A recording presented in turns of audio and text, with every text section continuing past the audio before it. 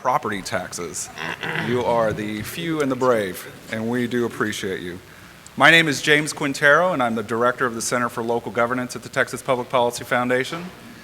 Together with my colleague Allegra Hill, we tackle the big problems at the local level, and we try to advance conservative thought and idea among all of our various local government units, cities, counties, school districts, and special districts.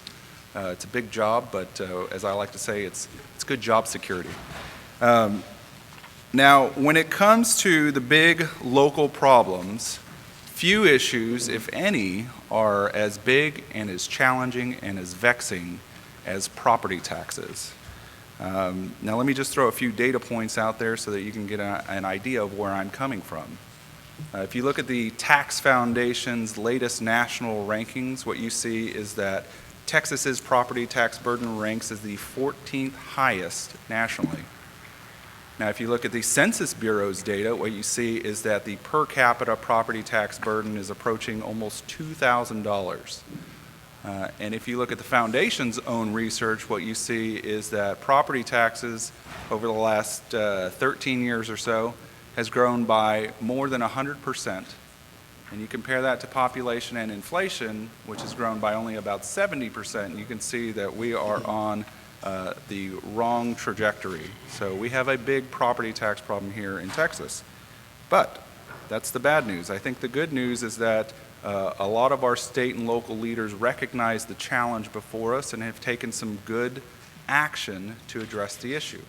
And so what I'm hoping today is that my esteemed panelists can talk not only to the issue, but also to some of the solutions that are being put forward, not only in recent months and in recent sessions, but also as we move forward and try to address this problem. And so with that said, let me get out of the way because we have a very great group here today with a lot of knowledge on the issue. And our first speaker needs very little introduction. He is the chairman of Ways and Means. Representative Dennis Bonnen serves the 25th Legislative District in the Texas House of Representatives, representing southern Brazoria County and all of Matagorda County. He was first elected to the legislature in 1996, and he began his 10th term of office in January 2015. He's also a member of the House Natural Resources Committee, and he is also the CEO and chairman of the board of Heritage Bank. Please help me welcome Mr. Dennis Bonnen.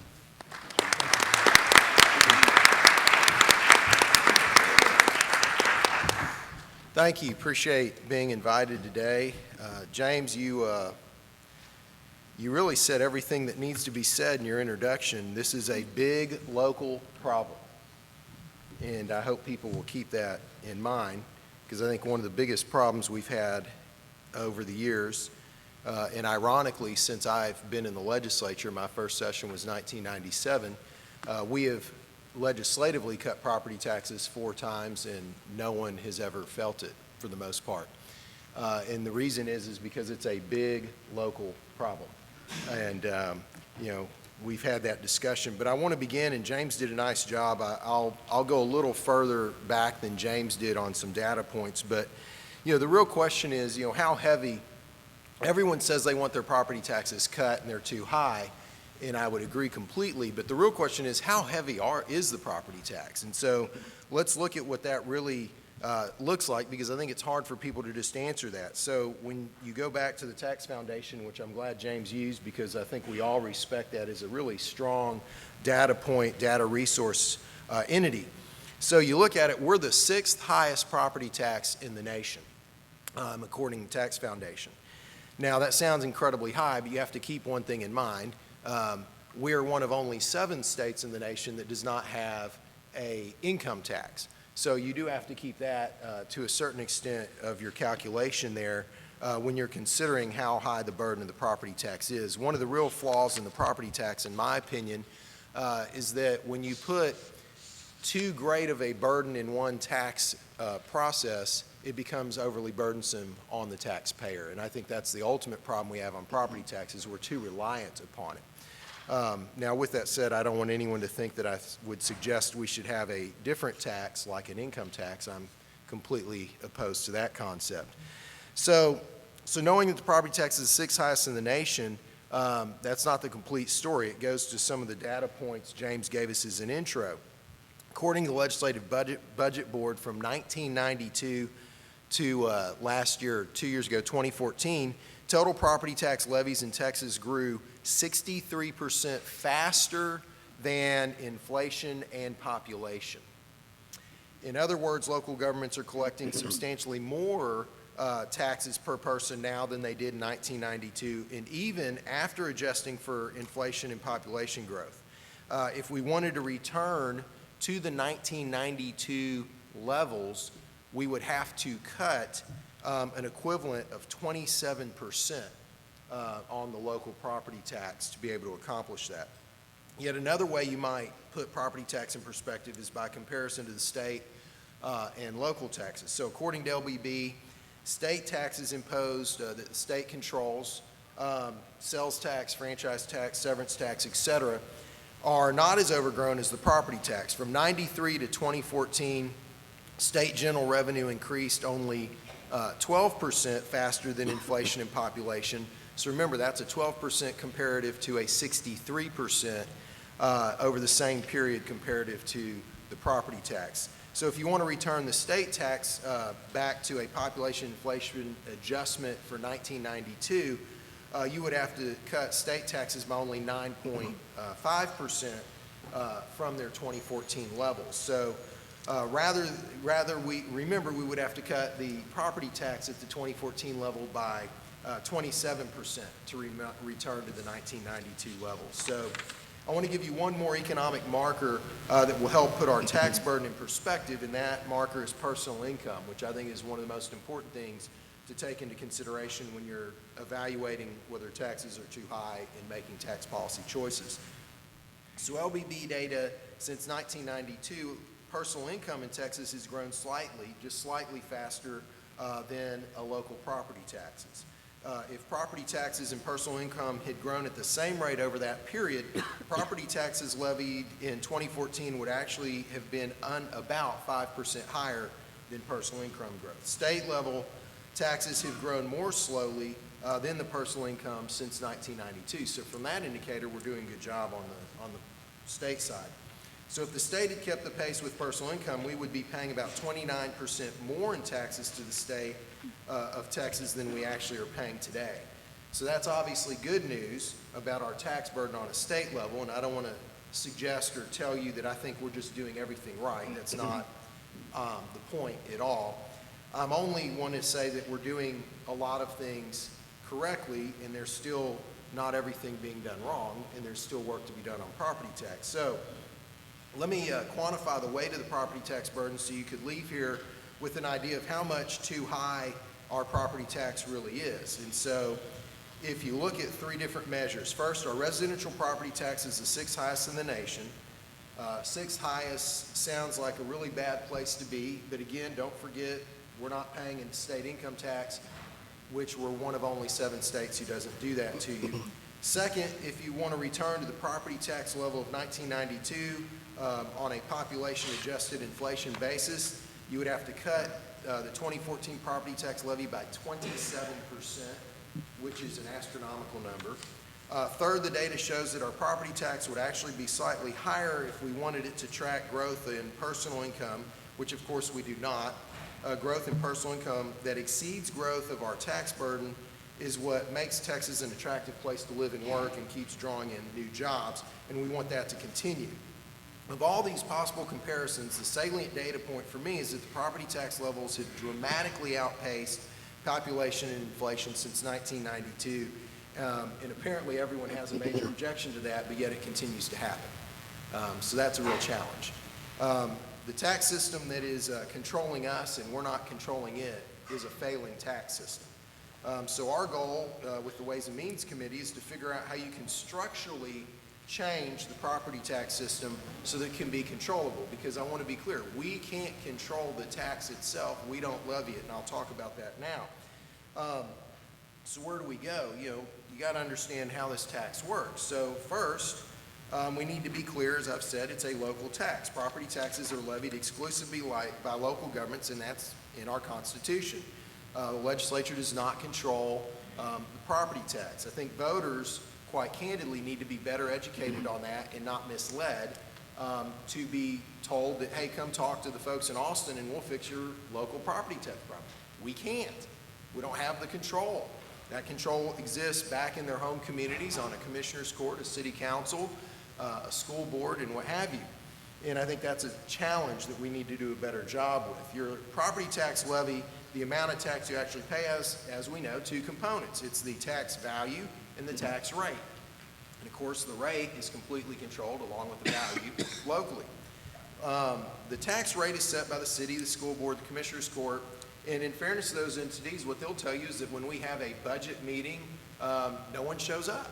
And in the legislature, we've passed bills about truth in taxation, and you have to post in the newspaper, and you have to do all these things, and guess what still happens? No one shows up. So that's what the legislature can do. We need to improve that system so our citizens better understand it or able to better engage on the local level where the rubber meets the road on the issue.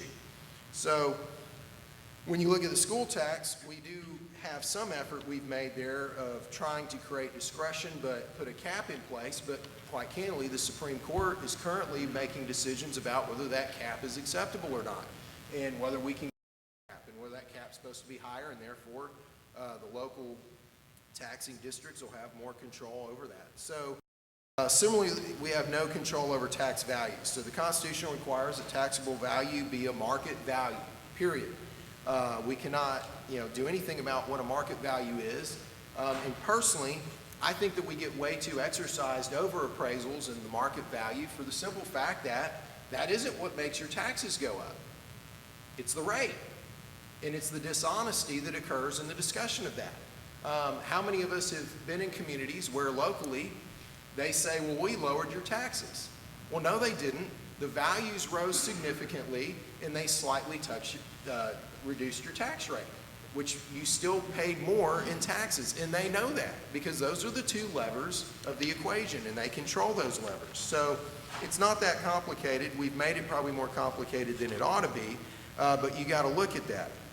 Quick data points I want to give you in that line, and I'm going to wrap up. So the state we're currently spending $9 billion each year going back to 1997 for property tax relief that we have tried to produce. And in spite of that $9 billion in annual spending, the property tax levies in the state have almost tripled since 1997, growing at light speed compared to population inflation. And the real simple thing is, why is this not working? Our buy downs, why is it not work? It's because the amount of property tax you actually pay is determined by your local elected officials. It's really that simplistic. We don't have that control. Let me illustrate it for you very quickly. The $10,000 increase in the homestead exemption that the legislature and the voters just passed overwhelmingly, Prop 1 in the November ballot, let me tell you the impact of that in Houston, HISD, where appraisals increased by 9.5% from 14 to 15. The school board voted to keep their tax rate, and this is the problem. The local elected official, and I'm not here to beat up the HISD, I don't know any of those folks, they'll go out and say, well, we kept our rate the same. Yes, but you increased 9.5% on values. And so the consequence of that is that in HISD, you actually will see an increase by $52 in 2015 in your taxes. And that's even after the $10,000 homestead exemption created $119 worth of savings.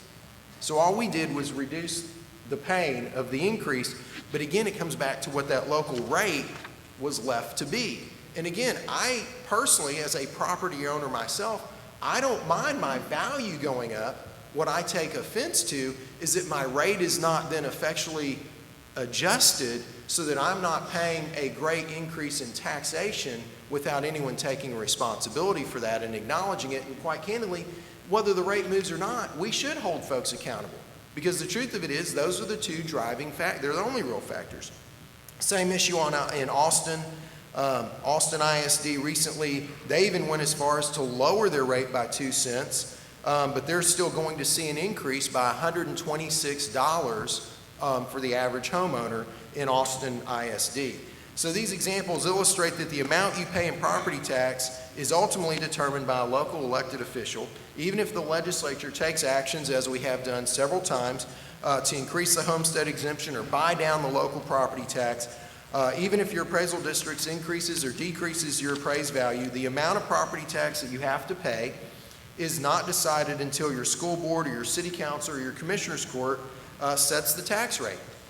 So that's where the rubber meets the road on the issue.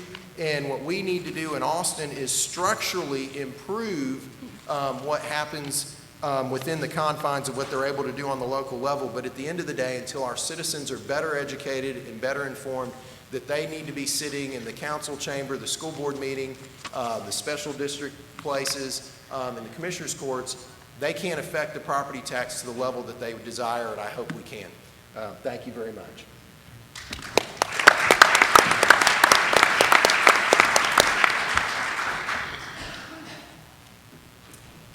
Very interesting data points there, Chairman. Very concerning as well.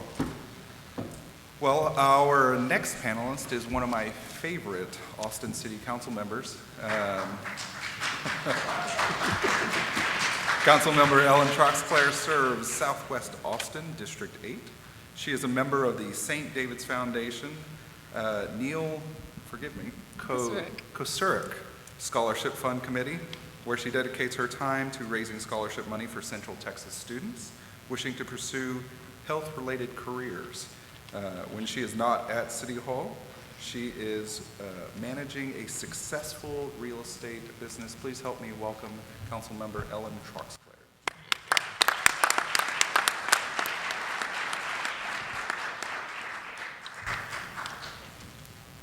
Thank you so much for having me. It's so surreal to be here. Of all the things that I've done since I was elected about a year ago, this is the one that has been the most surreal because I came for so many years as a staffer. So I'm thrilled to be here, and I'm going to try to see if I can work this PowerPoint. Okay, so this is a good follow-up to what Chairman Bonnen was talking about, because I'm going to try to show you how the things that he was discussing have played out in the local level here in Austin. Just to give you a little bit of background, this is, as many of you know, Austin went through a significant change recently in how we elect our city council members. We switched from an at-large system to a district-based system that allowed more fiscal conservatives like myself to be elected. So I represent Southwest Austin. Pretty much Zilker Park is at the top of the purple there, and so anything southwest of Zilker Park is my district. It's about 80,000 people. And one thing that's unique to my district, and a reason that property taxes is something that's so important and dear to my heart, is that I have the highest rate of home ownership in the city of Austin in my district. So almost 63%, and the average around the rest of the city is about 50%. So in my district, I have a huge, we're paying a significant portion of the property tax burden, and we're being severely impacted by the cost of living increases that we've seen at the local level. So, as Chairman Bonnen was saying, part of the confusion of property taxes comes from the fact that there's so many different taxing entities. The city of Austin, I have people that are upset, that rightly complain to the city of Austin because of our property tax rate, and sometimes they don't understand that a lot of their tax burden also comes from all these other entities. So here in Travis County, this is where, if you own a home here, this is where your property taxes are going. You have AISD, you have Austin Community College, you have Central Health, the county, and the city of Austin. And the median tax bill overall is almost $6,000 for the average home of about $240,000, which, as we all know, it's pretty hard to find a house for $240,000 these days in the Austin market. So a lot of people are paying significantly more than that number. And the Austin portion of that number, which is what I'm going to kind of delve into here, is about $1,200, and represents about 20% of your total tax burden. So this slide is meant to represent how the actual amount that you pay in your property taxes does not, how that compares to your actual tax rate. As Chairman Bonnen was saying, sometimes the tax rate goes down, but the actual amount that you're paying in taxes goes up, which is why so many local elected officials and newspapers like to talk about the tax rate going down. Of course, in the city of Austin, we have such huge growth. We have so many people moving here every day. We have property values skyrocketing to the point where we are able to bring in a significantly more revenue while saying that we have lowered the tax rate. So here you can see how that has transpired since 2005 over the past 10 years. We started out with a tax rate of 0.443 and a total tax burden of about $713 for the median homeowner. And over the years, several times there have been dips in the tax rate, but the actual dollar amount that you owe goes up. And that has been even more pronounced over the past couple of years because, again, this accelerated growth that we've been seeing. So even though we were able to go from a tax rate of 0.5029 to 0.4809, the actual amount that the homeowner is paying, even with a homestead exemption, even with the local homestead exemption and all these other things that we've done that I'm going to tell you about, the average homeowner is still owing, over $100 more than they did before. So this speaks to just the confusion of the problem. What is the difference? What is the appraised value versus market value? How does this affect inflation? What is the tax rate versus tax bill? And here is a good representation of how this compares to population plus inflation. If you look at the top line, this is the population growth in Austin between 2005 and 2014. So as you can see, it's pretty steadily increased. We've gone from about 700,000 people to almost 900,000 people. But again, a very steady increase over that time. The second line down that you see, the middle line, is general fund spending. So even though the City of Austin has a total budget of about $3.5 billion, we're talking here specifically about the general fund, which is funded about 50% with property taxes. So we have gone over that same time, while population only increased 25%, the general fund spending has increased 75%.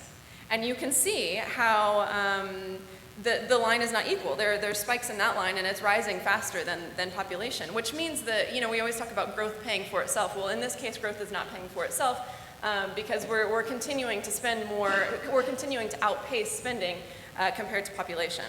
And then if you look at the bottom line, that is the total property taxes collected by the city. And that number has increased 144% over that same time period, which is just insane to me. So what are the solutions from the local level? Here are some short-term things that I've been working on over the past year that I think will make a little bit of an impact. First is we've done something called a taxpayer impact statement, which is an attempt to provide a little bit more clarity to the average taxpayer about where their money is going and how much money they're actually paying above and beyond just seeing the tax rate printed in the paper. So this is a simple statement that outlines not only your property tax bill in actual dollars, but also charges and fees from Austin Energy, Austin Water, Austin Resource Recovery, the Clean Community Fee, the Transportation User Fee, the Drainage User Fee, all these fees that you may not have even realized that you were paying. They're all kind of folded into mainly your utility bills. So if you add all those up, you get an actual dollar number. This year, that dollar number, the total increase in dollars that the median homeowner will pay is about $43, which doesn't seem like that much, but I think that it would have been much higher had we not had some fiscal conservatives advocating for responsible spending on the council this time. And so the idea behind this is that every taxing entity in the city or in the county would produce a similar statement before they officially adopt the budget, the tax rate for the year. So Travis County, AISD, Central Health would all do this similar statement, so you could add up all those numbers and see what allow you to responsibly budget next year for what you're going to owe in your total tax burden. So the homestead exemption is something that we've talked about a lot at the state level and at the local level. For those of you who don't know, the homestead exemption means that if you're by state law, you are allowed up to 20% exemption on your property taxes if you own and live in your home. So if you have a home that's worth $100,000, and you have a 20% local homestead exemption, you're only taxed on $80,000 of that valuation. But again, it's up to each local taxing entity to implement this. So although we have a full 20% homestead exemption in Travis County, and the cities of Dallas and Houston also have a full 20% homestead exemption, this year was the first time that the city of Austin decided to make use of that tool allowed by state law and implemented a homestead exemption. So unfortunately, although there were a couple of us that pushed for the full 20% homestead exemption, the number ended up at 6 with the commitment to get to 20 over the next 3 years. So if you own your home, I hope that you will see a little bit of relief on your property tax bill. But to the last point, over time, if we don't utilize these tools in conjunction with getting spending under control, the relief will eventually be erased, because it doesn't do you any good to get a 20% reduction if your total property tax bill is increasing more than that, over the decades. So the next thing that I was really excited to do was what we called a taxpayer refund. When we were going through the budget this year, I was able to find about $4 million that that if we cut that money, it really wouldn't impact any basic city services. So I was really excited to bring forward a budget amendment that said, hey, I want to take this $4 million and I want to give it back to the taxpayers by applying it to the tax rate and lowering that tax rate. Unfortunately, when you come up with $4 million and when you have other people on the council who have other projects that they want to use that money on, that amount got whittled away because they saw, oh, well, here's a pot of money that we can take and use for something else or use for my project. So unfortunately, it got whittled down to only about $1 million. And even at that, it only passed 6-5, so barely passed. But we were able to pass it. So for the first time in history, this was the first time in Austin City Council history where a chunk of money was actually set aside and we said, how about we don't spend this money? How about we give it back to the taxpayers? And the great thing about that is that not only is it a slight benefit for this year, but it also lowers the effective and the rollback rates for next year. Because we applied it to the tax rate and just didn't send you a check for in the amount of money, next year, our effective and rollback rate will be slightly lower, which means the city will be a little bit more limited in the maximum amount of money that they will be able to spend. Thanks, y'all. So here are some longer-term solutions that that I think are mostly need to be done at the local level. First of all, spending caps and affordability goals. We don't have any population plus inflation limit on the amount of money that we're spending. Collaboration amongst taxing entities. We have formed what we've called the Regional Affordability Committee, where we have members from each of the local taxing entities meet quarterly to talk about coordination with each other. And my goal, what I have proposed to them, is next year, instead of just kind of sitting around and thinking of ways that we can improve affordability, we actually come up with a limit, a cap between ourselves, between all of the taxing entities, and say we are not going to exceed this total dollar amount for the average homeowner next year, which I don't think has ever been done before, but I think would require incredible cooperation between the taxing entities, but I think would be a really good show of faith to the taxpayers that we're trying to address it in a comprehensive manner. So alternative funding sources, I am speaking to the hotel occupancy tax. Austin in particular has seen a huge increase in our hotel occupancy taxes because we're such a tourist destination. We have so many people visiting our city. Well, by state law, a portion of those taxes can be set aside to be used on activities that drive tourism and continue to help us collect sales tax revenue, et cetera, et cetera. Well, right now, the largest event, host one of the biggest events worldwide, South by Southwest, instead of using money from hotel occupancy taxes to support that event, the city is subsidizing that event out of the general fund, out of your property taxes, which is just insane to me. I mean, we're spending hotel occupancy taxes on a lot of other things like community art and, a long list of things. But I think that you cannot argue that there's another event, like South by Southwest, that brings the amount of tourists that event does to Austin. So we really need to look at, unfortunately, we've come up a lot against the attorneys saying, well, you know, state law really limits us into what we can spend it to. And, but when you look at other cities are spending that money on events like South by Southwest, and this is the exact kind of event that this money should be used for. So we need to tap into that, which means we can not be spending that money out of the general fund and lower your property taxes. General fund transfers, we are transferring in the city of Austin about $105 million every year from Austin Energy to the general fund, and $40 million from Austin Water to the general fund. That is in addition to about another $15 million that those two utilities are transferring directly to individual departments like the Economic Development Department. So to me, if we can really be more transparent in the way that we're spending our money and stop and put the brakes on some of those transfers, we'll be able to lower utility bills, which will overall lower the cost of living. And then, of course, limit spending. That's a no-brainer. Sunset process, I'm looking into doing something similar to what the state does, and reviewing all the city departments on a regular basis and making sure that our programs and departments the money is being spent effectively and are accomplishing what they've set out to accomplish. And then, you know, two of the biggest cost drivers are automatic wage increases. We give, you know, all of our city employees pretty much at least a 3% raise every year. My efforts to curb that this year were unsuccessful, and long-term pension reform, I think, has to be addressed if we're going to get spending under control.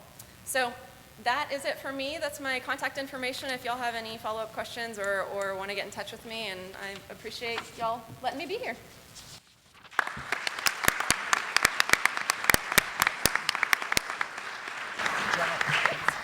Wow, what an absolutely great list. I love it. Our next panelist is a longtime champion of property tax reform and is very well known around these parts. Tax Assessor Collector Cheryl Johnson was elected to the office of Tax Assessor Collector in the fall of 2004, becoming the first Republican woman to be elected in a county-wide seat in Galveston County. Cheryl's public service record includes 2 terms as a trustee of the Clear Creek Independent School Board and 15 years as a director of the Galveston Central Appraisal District Board, 3 as a voting member, and 2 as its president. Please help me welcome Ms. Cheryl Johnson.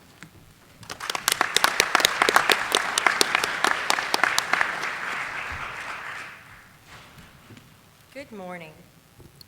I've agonized over how to spend these 13 minutes provided, and I decided that I was going to tell you my story, as boring as that might be for some of you, but I found that my political story kind of paralleled the problems that we've had in the property tax system over the last 25 years.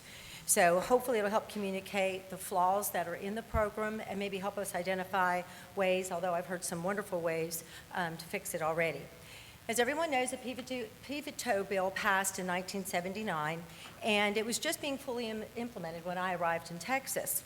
It created our current system, and it was intended to create fair and uniform taxation through the creation of the county appraisal districts, eliminate inconsistencies and inequities in valuations, and fairness was to rule the day. Does anybody sitting here today feel like that's what we accomplished? I don't. In fact, what we did get was election platforms, and my own was included in that. So mine began in 1993. The county education districts were eliminated. We lost a 20% homestead exemption. Senate Bill 7 became law, and my house payment went up $90 a month. Now, that doesn't sound like a great deal of money, but we were a family of 4 living on 1 income. And $90 a month took care of Christmas, but that got impacted, birthdays, vacations. All of a sudden, our disposable spending was gone. It was gone. So I did what all responsible citizens should do, and Mr. Chairman, I know that you appreciate that. I went to the school board, and I asked for them to increase the homestead exemption, put it back the way it was, because they were going to get more money, or to cut the tax rate. I was admonished. I was told it wasn't their problem, it wasn't their fault, and if I had a problem, I needed to go to the legislature and complain. Well, what I did instead is I ran for school board. And so my platform was to adopt a 20% homestead exemption, and I won in a runoff election. by 44 votes. Wasn't a whole lot. But I did win, and over the next year, we changed out 2 other school board positions. We helped 2 others rethink the situation. That probably is the nice way. I took a lot of very controversial issues to those school board meetings and loaded up their backpacks with so many rocks that they were going to sink if they didn't join us. We passed a 10% homestead exemption after we had defeated an excessive bond referendum. So we did exactly what the chairman says you should do, is get involved in local government. We did. It was exhausting. Before long, I was appointed to serve on our CAD board, and I began driving to Austin to find out what's all the hoopla about. What's going on up here that they're not doing, because according to some of the members of my school board, it was a legislative problem. So you go back and you look what's happened. In response to those taxpayer complaints, the homestead exemption was increased from $5,000 to $15,000, now to $25,000. The appraisal caps were approved. Now, school districts may or may not have been fully refunded on that appraisal cap legislation. Clear Creek was not. And the electorate became more knowledgeable, but they went back to sleep. I took a break from politics, but 5 years later, with property values again wildly out of control, we built a house for $50 a square foot, and that was $105,000, and my first appraisal notices was $175,000. When you show up to an appraisal district with a bag of receipts and say it can't possibly be worth more than it costs to build, you can get it reduced a little bit. But I followed Harris County Tax Collector Paul Betancourt's lead, and I became Galveston County's cut tax assessor collector, and I was, pardon the expression, hell-bent on representing property owners, and that's what I've been trying to do ever since. The advantages that I possessed in this position is I was a former real estate appraiser, so I understood real estate. I was a former school board trustee, so I knew about how difficult it was to raise and cut taxes. I'd worked at the CAD. I wrote their appraisal manual in Galveston, so I knew exactly what they were doing. And I had performed a management audit to find out what they were doing that they shouldn't be, and it was a tremendous amount of things that they were doing that they didn't have to be doing, that all of our local governments were paying for. And since I'd been a voting member of the CAD, I understood how that politics and dynamic worked. So I had essentially cut my political teeth on this tax system, and I could speak fairly knowledgeably about it. And although I knew how far we had come, I also knew that we had a lot longer way to go.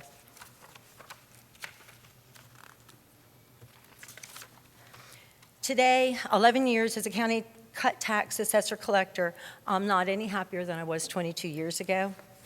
Thanks to many, many people, and several that I see here in the audience and several that are on agendas of this program. There was change after change after change made, but with the most recent being the homestead exemption, but nothing has been sustainable.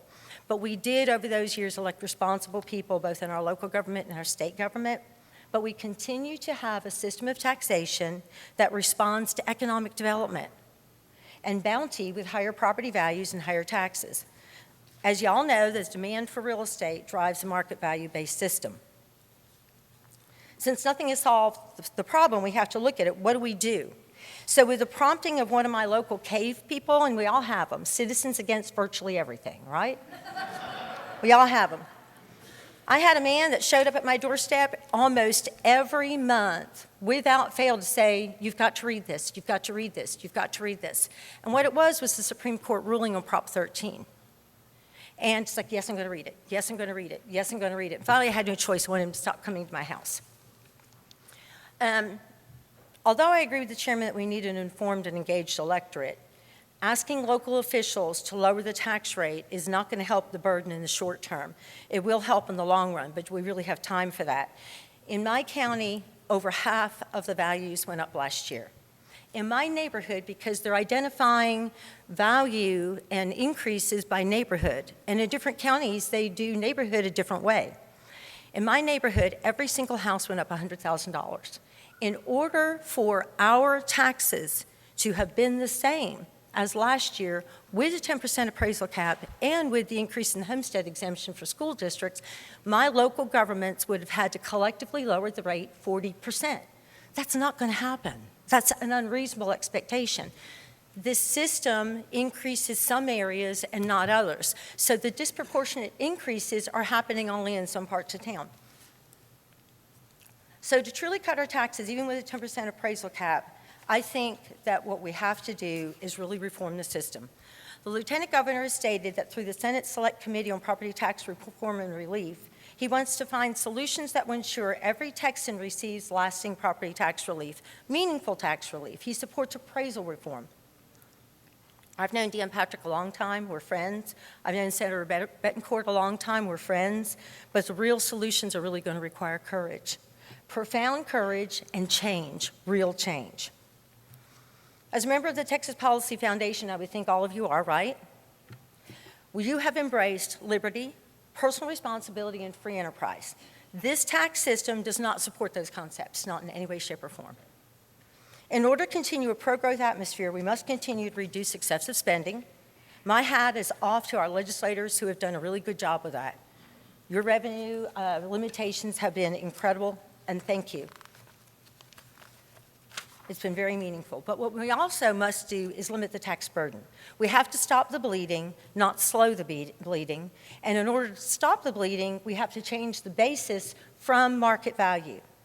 We can end the taxes two-step by moving from a market value-based system to a price-paid system of taxation. I have a brochure. I don't know what I did with my little brochure. So look on your tables, and you'll see this ending the taxes two-step. I'm not going to read it to you. I would not insult you in that way. But I'm going to encourage every single one of you to take this with you and read it. And in particular, read the convincing argument that starts on the back. This is words from the Court of Appeals in California and the U.S. Supreme Court. And the member who wrote the majority of this information was a Reagan appointee. I can tell you that this is a very conservative finding. But the highlights of this are adopt price paid as a basis for taxation. That creates a progressive tax system for Texas, putting the taxpayer in charge. By the purchasers rendering their value, you could vastly eliminate the need for a county appraisal district. I don't think we need them anymore. That's $400 million a year in local government expense that we could eliminate. Would that help any of you? No more annual appraisal increases, so our citizens aren't having a fit every year. No more property value protests or need for the ARB, although we'd probably need a state board of equalization. No more unilateral value increases in Houston, in Austin, in Smithville, in Katy, wherever you are. No more unilateral value increases. True market value occurs when there's a meeting of the mind of a buyer and a seller. And so the only point in time you have real market value is when that sale occurs. So I present to you that the real market value should be what we paid for the property, period.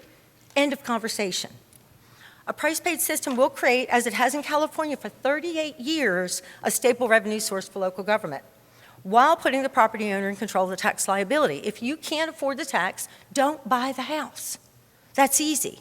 When I paid my $50 a square foot and built my own house, I could afford that tax. The tax I pay today bears no relation to my ability to pay, and that's not right. As you can see from the chart in the brochure, and I kind of did it because it pains me this way, is the red lines are the increases in value, and the green is the increase in revenue. California in 25 years saw an increase in revenue for local governments from $15 to $52 billion a year. That's almost 10% a year. Is there any government here that can't live on that? I dare say they all could. Don't tell me you don't want to be like California. Governor Jerry Brown has really done a great job to pull the state back into order. Part of Prop 13 included a 2/3 vote of the legislature to increase state spending, and they eliminated that. They totally dismantled it in 1990, and I think that's why California had so much crisis. But he's really pulled them back into order. But for 38 years, through all the years of that financial crisis, the tax based on price paid that was voted in 2-1 with initiative and referendum in California provided a stable revenue source for local government. I've researched Prop 13 for 9 years. You can see my notebook. It kind of blocked Mr. Lavine, and I apologize, view of the PowerPoint presentation. But that's the research I've done. That doesn't count the PDF files that are sitting on my computer. In that notebook, there's a really neat article that John Fund wrote. We all know John. But he told a story that carries a profound message, and I think every elected official needs to hear it. Mr. Fund was an intern in the California State Legislature when Prop 13 passed. He tells the story of the Assembly Republican leader who had gathered his caucus members to share what had happened at a town hall meeting that day. And he said, and I quote, "I was there to explain to them that Prop 13 would be a disaster, reminded them that only 4 out of 120 state legislators had even endorsed it. I stood up before 800 people, the greatest number that had ever shown up at a town hall meeting, and I said, if Prop 13 passed, it would decimate local services. It would destroy their schools. It would lead to disaster. I told them if they voted for it, local government as they knew it would end, and I got a standing ovation. Think about that. The people had said enough, great, get rid of local government because we're not happy. I don't know about you, but that's not what I want for my local government. I want them to respect their elected officials. I want them to appreciate the services that they get. I have the unenviable job of taking people's money every single day, and they tell us how much it pains them. We see it. Galveston County is very mixed in income. So we have the very, very poor and the very, very rich. But I can tell you that without exception, if we don't do something, if we don't make some tough decisions and put into place a system of taxation that will put the taxpayer in control of the bottom line, we'll be here in 2 more years having this very same discussion. It's not going to end. This is a system, Mr. Lavine, that will adequately and equitably support the Texas of tomorrow. And Ms. Troxclair, without lawsuits, and Mr. Lavine, you would appreciate that too. And Mr. Chairman, without more years of frustrating attempts and overly long committee hearings trying to figure out what the solution should be. The Act of 1839, the Texas Homestead Law, was adopted to protect the family homestead from seizure by creditors and to provide favorable tax treatment to property owners. It's time to stand behind the Texas Homestead Law and deliver a tax system for Texans that will provide the protection they deserve, one that will provide tax certainty. This should be studied during the interim and decided in the next session. There's data that can be collected from the Data Research Center at Texas A&M to go back in time and look to see what would have happened if we had done this to ensure that this is going to be a stable revenue source for Texas. I do believe that we simply don't have time not to do something. And I have other ideas, and I think we'll share them as we get through this panel. Thank you.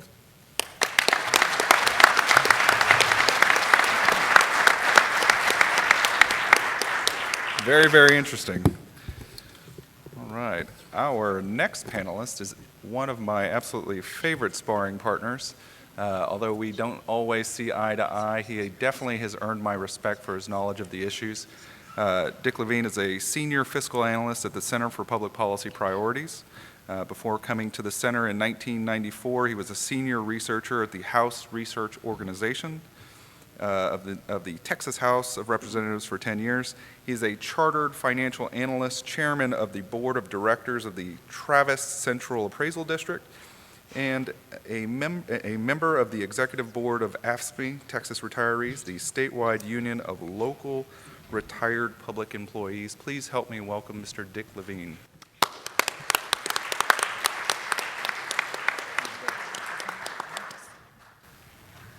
Thank you very much, James. It's always a pleasure for me to be here.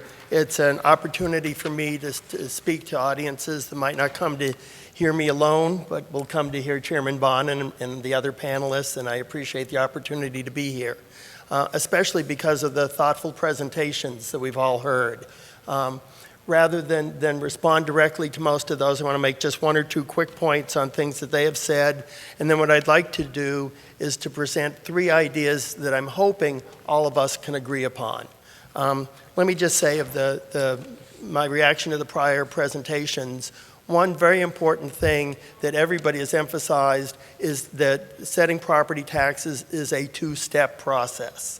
There's the setting of the appraised value, which is done by the central appraisal districts in each county, and then there's setting of the tax rate, which is done by the school board, the cities, the counties, the community college, the hospital districts, and everything else. At least in my mind, that first step, the appraisal step, should be just a technical process. Using the best information available and the best techniques available, the appraisal district should do the best job possible of setting market value. And then, of course, there's the provisions to come in and protest to the appraisal district, the appraisal review board. You can go to arbitration. You can go to district court. But still, that is step 1, and it really should only be about what is the correct market value. Step 2 is the tax rate setting, where each one of those entities I mentioned sets their budget. They know what the taxable value is in their jurisdiction, and then they set the tax rate to raise the money they feel is necessary. The problem has been there's been too much attention on step one and too little on step two. In Travis County, we had 106,000 property tax protests, which we dealt with through the process I mentioned with the ARB and the rest. Now, Councilmember, I don't know, but I would be astonished if you had 106 people come to talk about tax rates. And I think that's part of the problem, is the focus is on what I think at least ought to be just a technical procedure and too little focus on what's really the political procedure and where there really should be more room for public input. The second point is when we're talking about the property tax bill as a whole, and as the council members' PowerPoint showed you, half of that tax bill, more or less, comes from school districts. School districts are different from cities and counties and the other special districts. They do not necessarily get more money when values go up. For a city or county, when property values go up, if they don't change their tax rate, they'll get more money. That's why we have the effective tax rate calculation, where they're supposed to start with a revenue neutral rate, at least on the property that they taxed in the prior year, and then there's limits to how much they can go up from that. That's what we've been talking about. For school districts, it's different.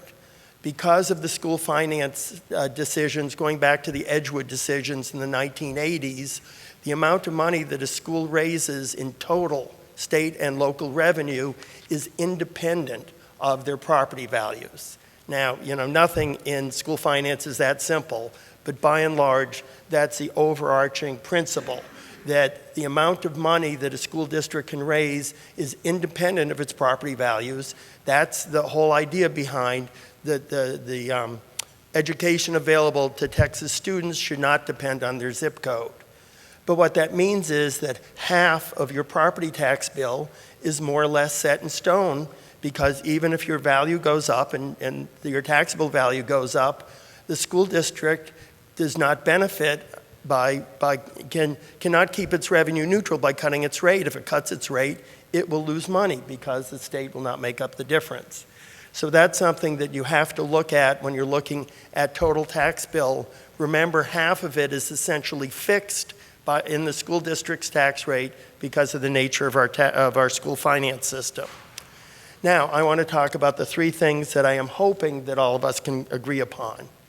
One is the homestead exemption. And the council member mentioned that the city of Austin has just for the first time instituted a homestead exemption of 6%, hoping to grow it to 20% over the next few years.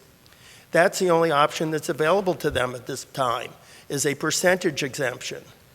School districts, on the other hand, and I think Chairman Bonnen mentioned it, have a flat dollar amount exemption, which was recently raised to $25,000 by a vote of the people last November.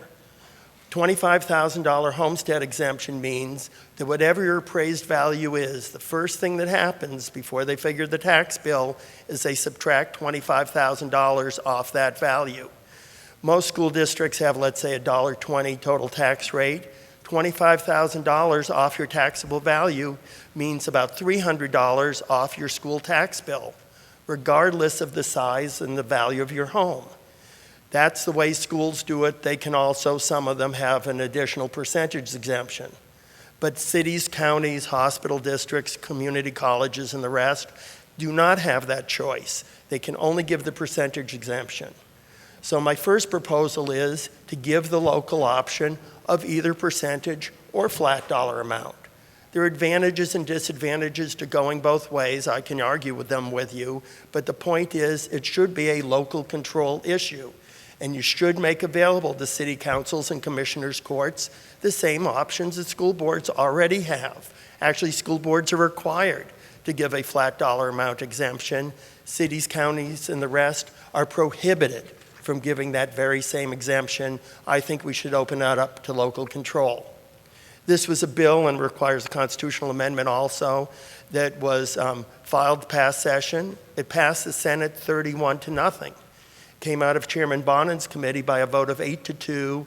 It was placed on the calendar on the last day on which bills could pass on second reading, but it was placed low on the calendar and they didn't get to it before the midnight deadline. So it had broad support. It came that close to passing, and I am looking forward to having a broad base of sponsorship, see if we can't do it again next session. And that's been described here in this thing. It says a better way to help Texas homeowners that I hope you all found on your chair. Now, my second proposal has to do with the over 65 tax deferral. You hear so much about seniors being taxed out of their homes. There is already a provision in state law that when you turn 65, you can defer your property taxes. That means you will no longer have to pay them every year. They do, however, get deferred. They're not extinguished, and you will owe them, or your heirs will owe them, when you leave your home and either go into a nursing home or pass away, and your heirs get your home. When they sell the home, they have to pay the back taxes. That seems like a good system, but there's one problem, which is you would owe 8% annual interest rate on that deferred taxes. That's a rate that was set when there were high interest rates. There are no longer high interest rates, but that 8% has been stuck in statute ever since. And what we should do is recognize the current market rates and peg it to something like the prime rate plus, say, 1%. And I think, Ms. Johnson, I've seen that on your website. So I think I have a leg up trying to get agreement from all of us on that. Because we recognize there's problems of people who bought their homes long ago. They are now retired. They have fixed income. Their property taxes are going up. This is a provision that will keep them in their homes, but the rate that's being charged now is totally unreasonable, and it should be adjusted to reflect real market rates. And then my third proposal has to do with the notice of appraised value. This is the notice you get usually around April from your appraisal district. Tells you what your appraised value is, and it also lists your various exemptions. Your homestead exemption, if you're over 65, there's a tax freeze for your school tax bill, and in some places on your county or city tax bill. There's also the 10% cap. You know, the taxable value, rather, of your homestead cannot go up more than 10% a year. There's a number of things that have already been enacted by the legislature to help protect homeowners from undue burden. Most people don't recognize and appreciate what those are. And what I would like on the notice of appraised value is to state very clearly, here's your homestead exemption, for instance, the $25,000 homestead exemption for school taxes that I mentioned. And then in the next column say, this is reducing your tax bill by $300 this year. Do the same thing for the city homestead exemption, the freeze, the 10% cap, and all the rest. When you go to Randall's, when you go to CVS and you use one of their cards, they will put on your receipt, you have saved blank. I think we should have the same thing on notice of appraised value, and I think that might help Chairman Bonnen and the members of his committee to feel like what they're doing is actually appreciated. Even though, as he mentioned, sometimes the values go up and the total tax bill is not cut the way taxpayers expect it to, it is in fact lower than it would have been. That's difficult to explain to taxpayers, but if you spell it out on the notice of notice of appraised value, I think they would see it. I think they would recognize what the legislature has done and be much more realistic in their demands when they come in or when they talk to city council, have a full understanding of how their tax bill has been calculated and what they would have been paying and what they are paying instead because of the various exemptions. That's all I have. I'd like to leave a lot of time for discussion. I didn't even get into Prop 13. I told Ms. Johnson that we could probably have a whole panel just on that, and I'd be happy to do that some other session. But let's have questions now. Thank you very much.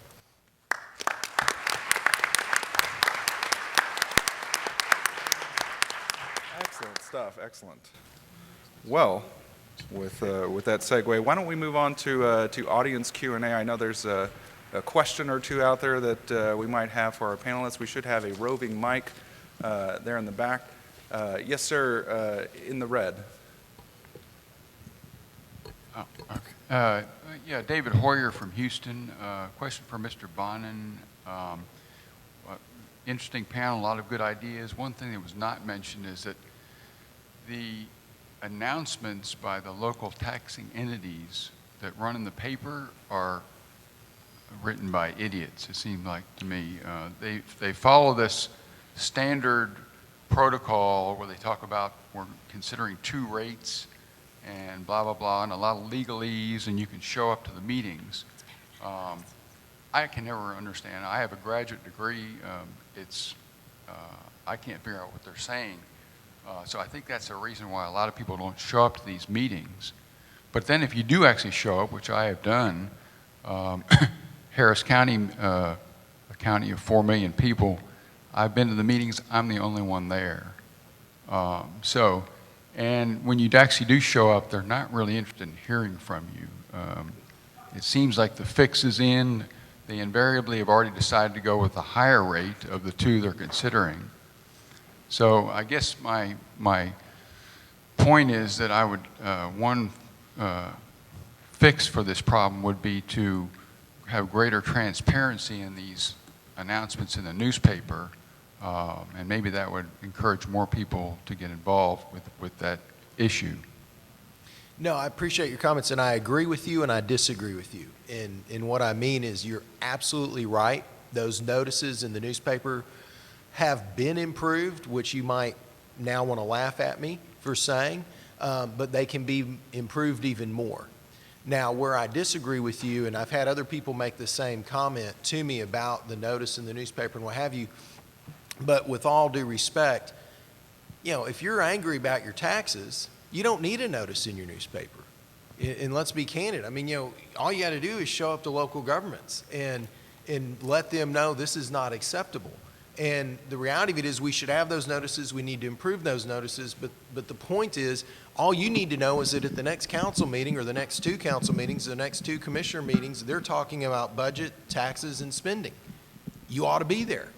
And you make the other point that's a great challenge that is bewildering to me. Folks don't show up. And, until we show up, we get the government we deserve. And until we learn the issues, I horrify school teachers all the time when I go speak to their classes, and I say, how many of you have been taught, you're told you have a responsibility to vote? And, they raise their hand. I said, you don't. You have a responsibility to learn the issues and then go vote as an educated voter. If you don't learn the issues, if you don't know the candidates, and you don't learn anything about what's happening in that election, I don't want you there. So,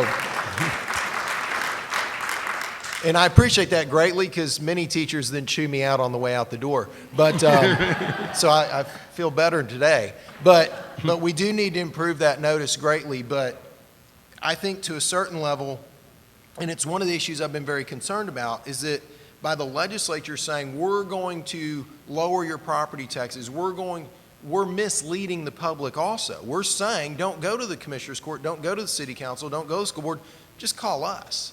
When at the end of the day, there is only so far we can move that ball. Now, we need to move it every bit of the way we can down the road, and we have work to do there, but there is only so far we can get it without true engagement on the local level. And Cheryl's a friend, and, Cheryl's story is phenomenal. The problem with Cheryl's story is we don't have enough of them.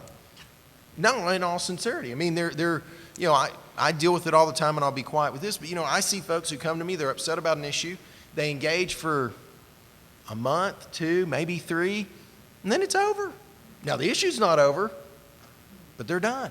And I get that. You're raising kids, you're doing homework, you're getting meals, you're working, all those things. But anyway, I hear you and I agree, and that's something that actually Senator Betancourt is very engaged in too. He and I both had a great meeting just before Thanksgiving. And he and I both recognize the point you're making, and we need to improve those notices. And again, I want to leave you with, not as an excuse, but just so you understand the silliness of them. We have done things to improve them, and they're still that bad. I'd like to just add a word since we're talking about notices. I mentioned the notice of appraised value. I don't know if you've ever looked at it. I honestly didn't until this past year. It's 2 sides. It's covered with numbers. It's things that the legislature has added so that you will understand the 5-year history of each of your taxing jurisdictions, what your appraised value is. The trouble is it is so much information that probably nobody looks at any of it.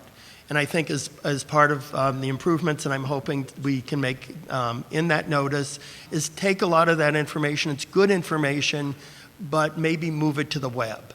have a QR or someplace where you can go and get that information for yourself, so that the only thing that's left on the piece of paper that you get is the stuff you really want to know, which is what's my appraised value, what are my exemptions and freezes and caps, and what is my taxable value, and make it really clear.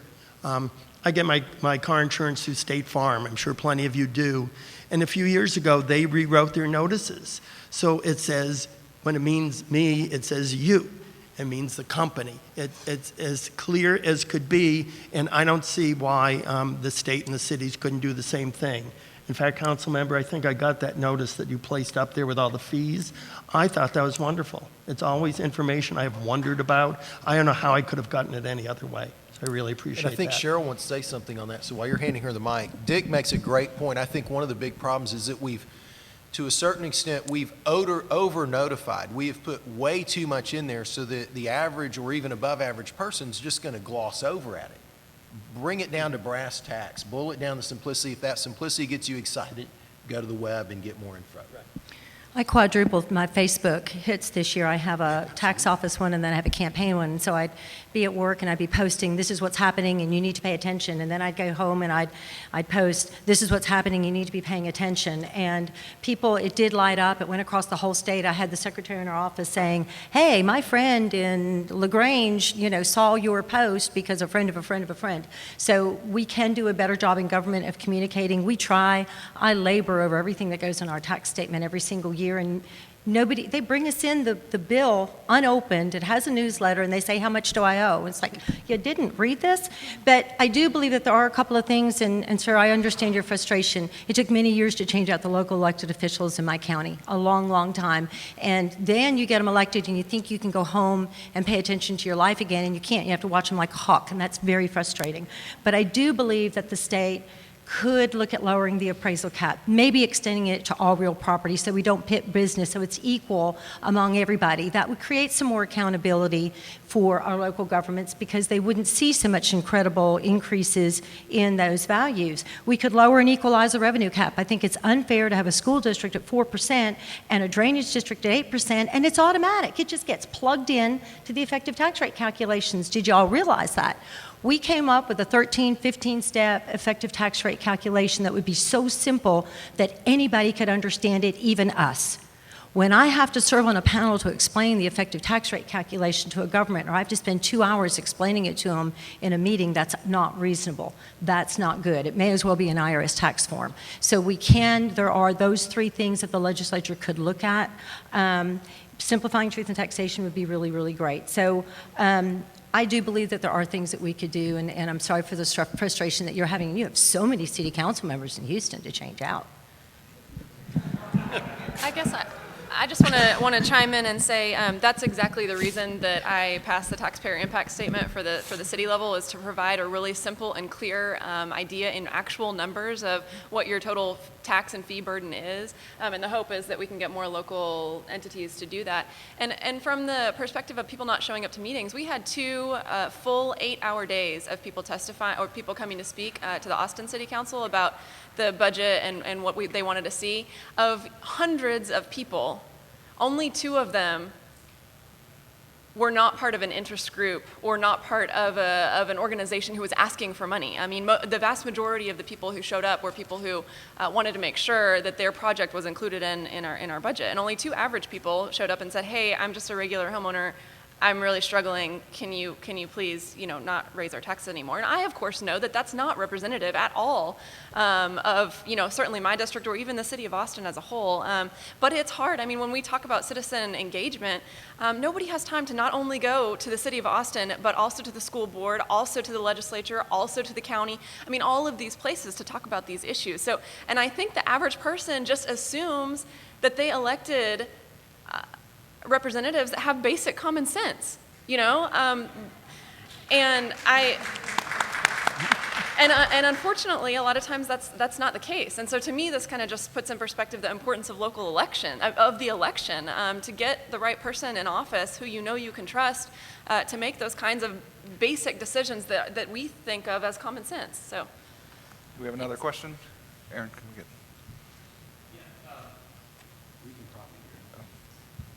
Prop 13 style idea seems to make a lot of sense to eliminate a lot of the things that people traditionally complain about in terms of the way property taxes are administered and distributed.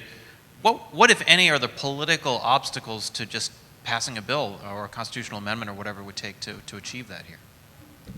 To pass it would require a constitutional amendment. We just started discussing in my office yesterday whether if we redefine market value, can we do it in the tax code, and I still have to look at that. I do believe it would require a constitutional amendment.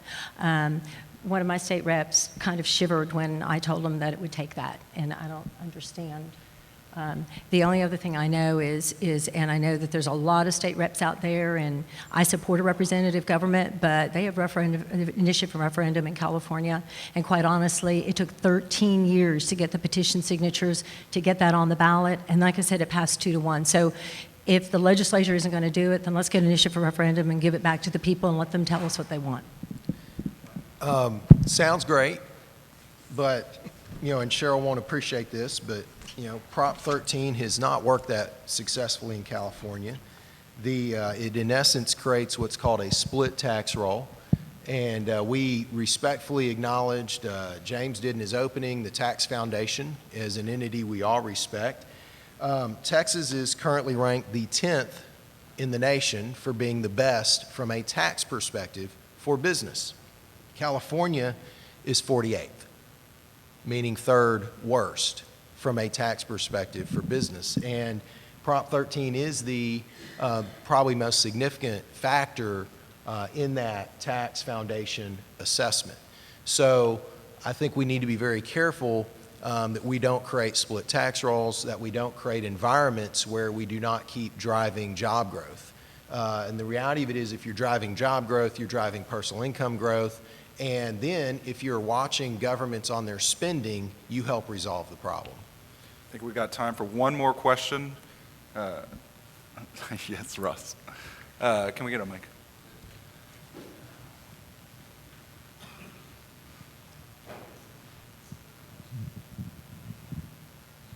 Real quick, I read the brochure here from TPPF, and I agree that the short-term structural reform, at least from a policy perspective, that's a good idea, is the population growth and inflation limit on how quickly property tax burdens can grow. I walked in a little bit late, so I didn't hear if that was discussed and if the rationale was provided as to why that's a good idea. It adjusts for population growth, it adjusts for inflation, it's a structural limit. Governments tend to always grow themselves, and so this puts a structural limit in place. But it also accounts for appraisal growth, so it doesn't matter how quickly appraisals grow, because it'll automatically mean that tax rates will ratchet down if that was implemented to adjust for that. So can anyone talk about, I didn't hear that since we've been here, why that from a policy perspective in terms of structurally limiting government is such a good idea? And what is the political opposition to enacting a reform legislatively like that, as the other gentleman asked? We came into session and Senator Betancourt had a bill to, I don't recall what he had it filed, what the filed version appeared as, but I think it was a 4% cap on revenue. Because the reality of it is an appraisal cap, which I've supported appraisal caps, those type things are nice, but you need to just cover the entire issue, which is rate and appraisal, so that'd be income or revenue. So I think Senator Betancourt had it at 6. They took it up, 4 is a filed version, I think, and then they took it up to 6% and did not have the votes to get it out of the Senate committee. For the gentleman from Houston who asked the question, if you're blessed and live in like the Clear Lake part of Houston, the gentleman in front of you, Representative Dennis Paul, passed a bill out of my committee that actually created a 6% revenue cap on local government. And I want to be clear, the big mistake that's made on revenue caps, and I don't want to only say that part because that's the opposition to your question, that's the opposition that comes in, is, oh my God, then what would we do if we needed more money and we wouldn't be able to? All it does is create the most democratic thing in the world, in my opinion, which is says, if you need to go beyond 6%, go educate your voters, have an election, And if they believe that the reason you need to do that, if maybe there's a new road that everyone desperately wants built, and that's why, go get them. And your voters have told you that. And I'm not being cute about it. I've told local officials, if I were you, I would want that. Because you've now been given a vote of validation by your voters that you're raising a tax or a revenue is okay by me. I agree with your reasoning. Or they're going to tell you, I don't agree with your reasoning, and stop. And so the reality of it is, it is a challenge to do that. But Dennis Paul passed that bill out of my committee. I'm proud of him, and I'm proud of my committee for getting that done. We did not get it. It was late because the Senate, and I'm not blaming the Senate, but the Senate had kind of led on that issue, and so the House was waiting for the bill to come from the Senate. That bill never came, so we didn't get it to the full House, which I don't want to be disingenuous. I think it had been a question of whether it would have passed the House. I'm not saying it wouldn't have, but I don't want to sit and say, oh yeah, we would have slung that thing right on over there. But I think it's misunderstood some of the time that we're not stopping you at 6%, which I think is kind of high. I'd do it at 5 or 4, frankly. We're simply saying have an intelligent, educated discussion with your voters and your taxpayers. Just explain what you're doing. It's no different, and I'll be quiet with this, Cheryl. I know you want to say something. Actually, it's no different than a bond election. You go out and you explain why you're doing it, and the voters either say you're doing right or you're not doing right. It's that simplistic. We'll have to actually end there, folks, but I want to let you know that the discussion will continue. We just launched our thinklocalliberty.com, our new local government website. We'll have all kinds of property tax information. I encourage you to go and visit our website, like us on Facebook. With that said, please help me thank our panel today.